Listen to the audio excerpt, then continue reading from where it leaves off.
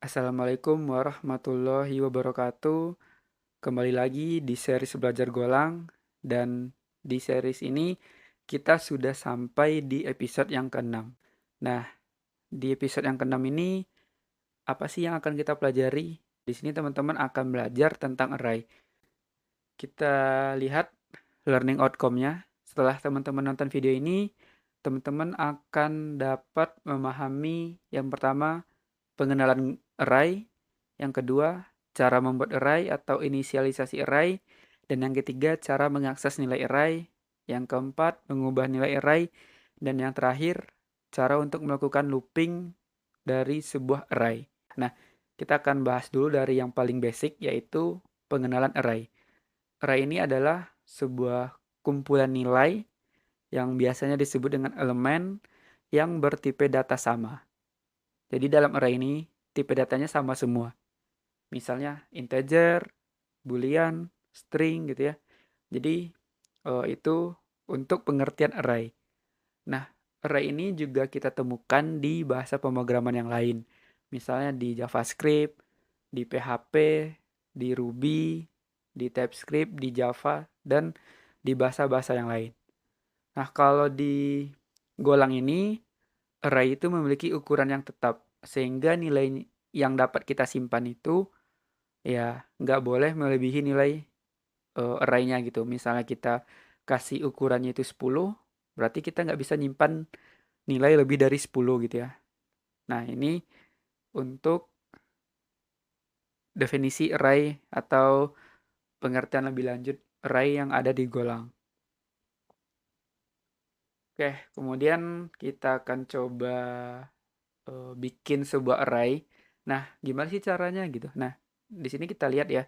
Untuk membuat array itu dapat kita lakukan dengan menuliskan variabelnya, kemudian sama dengan, dan diikuti dengan kurung siku yang merupakan ukuran dari array-nya.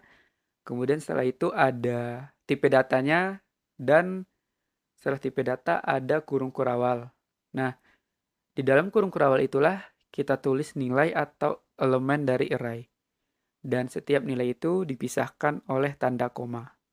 Nah, di contoh ini teman-teman udah bisa lihat ya, ada sebuah array yang bertipe data integer gitu. Dan ukurannya itu adalah 3 gitu, atau datanya hanya bisa kita simpan sebanyak 3 data gitu. Di sini ada 1, terus dipisahkan oleh koma, 5, koma, dan 8. Nah, ini untuk cara membuat array. Nah, kita coba praktek ya teman-teman. Di sini kita bikin sebuah variabel baru. Misalnya kita pengen menampilkan daftar menu dari sebuah restoran atau dari warung kopi misalnya. Nah, di sini kita tulis nama variabelnya, menu, kemudian sama dengan, dan kita tulis ukuran dari array-nya. Misalnya kita pengen kasih ukurannya itu 5 elemen, kita tulis 5, kemudian tipe datanya. Kalau menu berarti itu bisa kita anggap sebagai string gitu ya. Kita tulis string, kemudian kurung kurawal, dan kita tulis menunya gitu. Ada nasi goreng, ada mie goreng, ada nasi uduk, ada nasi kuning, ada nasi ramas. Nah, ini cara kita untuk membuat array atau menginisialisasi array. Nah, cara yang kita lakukan yang pertama ini merupakan cara membuat array dengan gaya horizontal. Jadi dia akan memanjang ke sebelah kanan gitu ya. Jadi dia akan satu baris gitu. Nah, kalau misalnya teman-teman punya array yang panjang, nggak mungkin kan sampai ke ujung gitu ya. Nah, gimana sih caranya gitu? Nah, kita bisa menggunakan gaya vertikal gitu ya. Nah, di sini kalau untuk gaya vertikal teman-teman tinggal kasih baris baru, enter di sini. Kemudian setelah koma teman-teman enter juga. Next kita enter lagi, terus kita enter lagi, dan di sini untuk elemen terakhir karena ini gaya vertikal kita nggak bisa langsung kayak gini gitu ya, dia akan error gitu. Nah di sini kita bisa tambahkan koma juga gitu. Nah di sini kita tulis koma. Nah ini cara kita untuk membuat array dengan gaya vertikal. teman-teman dapat lihat ya perbedaannya gitu. Kalau tadi akan panjang di baris ini akan ke kanan gitu. Nah, di sini akan lebih rapi karena dia akan ke bawah gitu atau kita bikin baris baru. Oke, kita lanjut cara mengakses nilai array. Nah, sebelum itu kita coba print dulu ini. Misalnya kita panggil print line, kemudian kita panggil array-nya, dan di sini kita print atau kita running dulu programnya go run main.go. Nah, di sini udah tampil nih nilainya gitu ya. Ada nasi goreng, mie goreng, nasi uduk, dan sebagainya. Nah, kalau misalnya kita pengen akses satu data aja gitu, atau satu elemen, misalnya kita cuma pengen akses nasi kuning gitu. Nah, gimana sih caranya?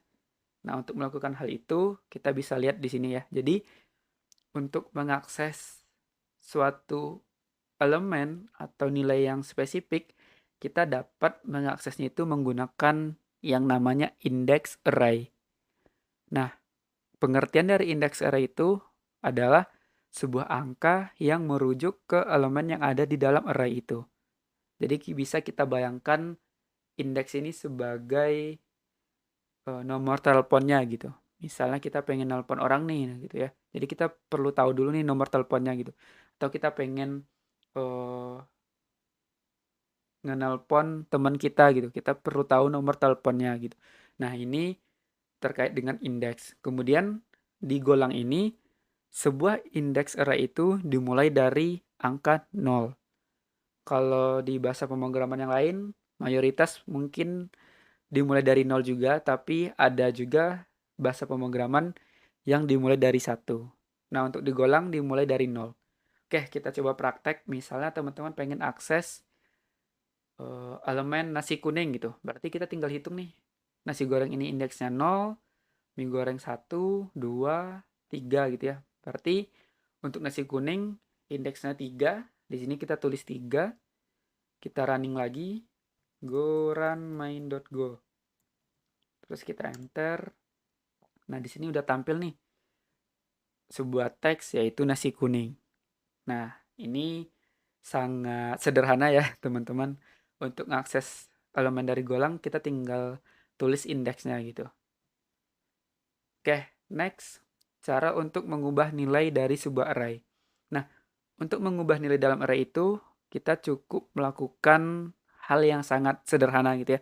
Jadi kita panggil indeksnya, kemudian kita berikan nilai baru pada indeks itu gitu. Misalnya kita pengen ngubah nilai dari indeks yang ke 0 gitu. Di sini kan indeks ke 0-nya itu nasi goreng.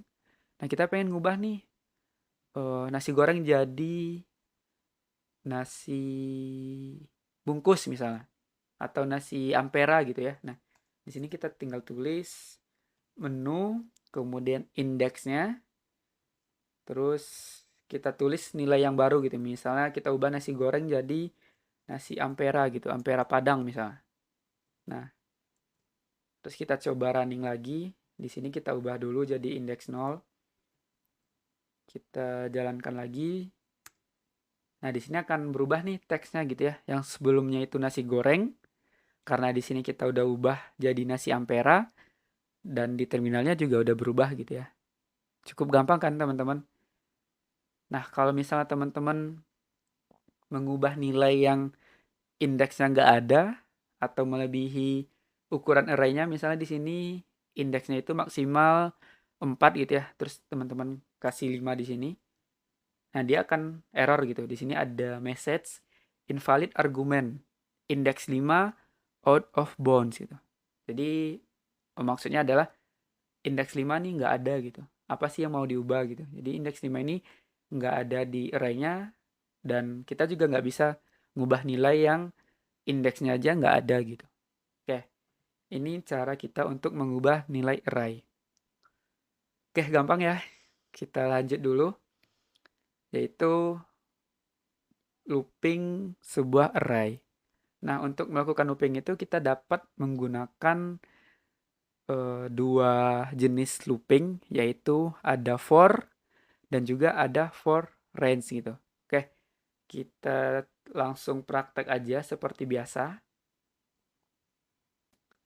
Oke, kita coba dulu menggunakan for gitu ya. Nah, di sini kita tulis for, kemudian kita bikin variabel i, kemudian 0, terus i. Nah, kalau biasanya kita bikin looping ada batasnya gitu, misalnya i kecil dari 10 gitu atau i kecil dari 100. Nah, di sini kita bisa tuliskan hal yang sama, tapi kita nggak spesifik gitu, misalnya nulis 100 gitu atau angkanya gitu. Tapi di sini kita bisa menggunakan ukuran dari array-nya gitu. Dan patokannya itu ya lebih kecil dari ukuran array-nya. Nah, untuk tahu ukuran array itu, kita bisa menggunakan metode len. Nah, di sini kita tulis len, kemudian kita panggil array-nya. Kemudian seperti biasa i plus plus, kemudian kurung kurawal, dan di dalam kurung kurawal ini kita panggil print gitu ya. Nah, yang menariknya adalah kalau teman-teman pakai for, nanti kita butuh panggil array-nya, menu, kemudian untuk indeksnya itu kita nggak perlu nulis lagi gitu. Misalnya kita nggak perlu nulis 5 gitu. Nah, ini biar nggak error kita ganti dulu. Jadi di sini kita cukup tulis untuk indeksnya itu huruf i gitu ya. Jadi ketika looping ini dijalankan untuk pertama kali berarti indeks di sini adalah 0 gitu ya. I-nya 0 gitu. Terus ketika iterasi berikutnya i-nya bertambah 1 berarti berubah jadi 1 dan di sini juga berubah jadi 1. Begitu seterusnya. Oke, kita coba running programnya. Nah, di sini akan tampil ya, teman-teman. Ada nasi goreng, ada nasi ampera, nasi uduk, nasi kuning, nasi rames. Nah, ini looping menggunakan for. Kalau misalnya teman-teman pengen bikin looping menggunakan for range juga bisa.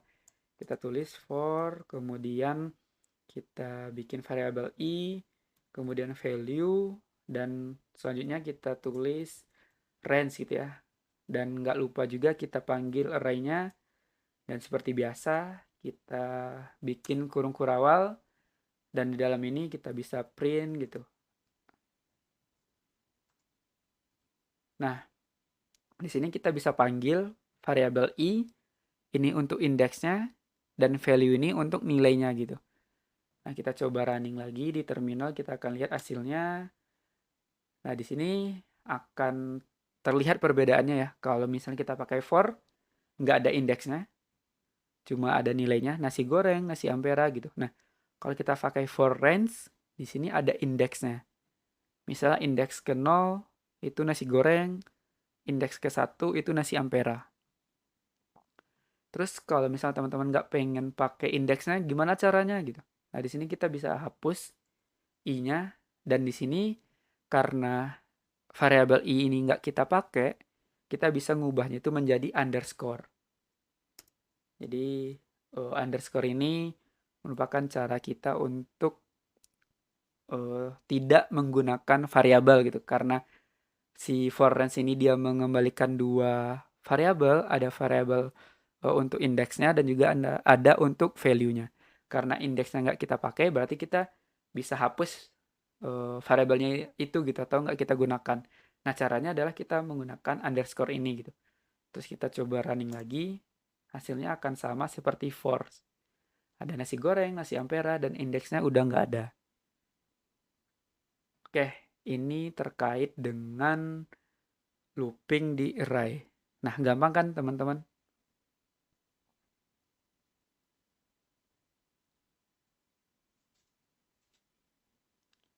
Terakhir, kita bisa bikin array juga tanpa menuliskan ukuran itu secara spesifik. Misalnya kita gak pengen ribet nih gitu ya. Ya udah, yang nentuin ukurannya itu golang gitu. Nah, di sini bisa kita ganti angka 5 ini menjadi titik sebanyak 3 kali gitu. Titik 3 kali. Terus kita coba running lagi programnya. Nah, hasilnya akan sama gitu ya. Terus kalau misalnya kita pengen lihat berapa sih ukuran array ini gitu. Kita bisa panggil print line, kemudian kita panggil method len, dan kita tuliskan array-nya gitu. Terus kita coba running lagi. Nah, di sini akan tampil ukuran dari array itu gitu. Jadi di sini ukurannya itu 5, terus kita panggil method len dan secara otomatis Golang dapat ngedetect si ukuran dari array itu gitu. Misalnya kita coba hapus salah satu elemennya, berarti harusnya itu ukurannya itu menjadi 4. Kita coba buktikan apakah bisa kedetek secara otomatis atau enggak. Kita enter. Nah, di sini akan tampil 4 gitu ya. Jadi dia akan dinamis gitu, mengikuti ukuran dari array-nya. Nah, untuk video yang ke-6 ini mungkin itu aja ya teman-teman. Jika teman-teman punya pertanyaan atau ada yang bingung, boleh ditanyakan di kolom komentar. Terima kasih buat teman-teman yang udah nonton video kali ini dan jangan lupa juga untuk nge-subscribe, nge-like dan juga nge-share ya biar banyak orang yang dapat belajar Golang secara gratis di YouTube dan tentunya di sini kita akan bahas dari level basic dan ramah juga buat teman-teman yang baru belajar ngoding. Oke, thank you teman-teman.